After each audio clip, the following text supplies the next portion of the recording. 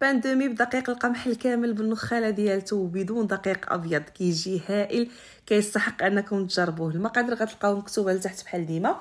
كندير الخميره، السكر، الحليب، الماء، و4 ديال الكيسان ونص ديال فرينه بالنخاله ديالتها. انا دايره فرينه، ممكن ديروا حتى القمح ولكن بفرينه كيجي احسن.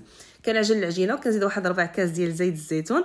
العجينه كتكون مدلوكه مزيان، كنخليها تخمر حتى كيتضاعف الحجم ديالها. صافي غادي نديرها هكا فوق سطح العمل.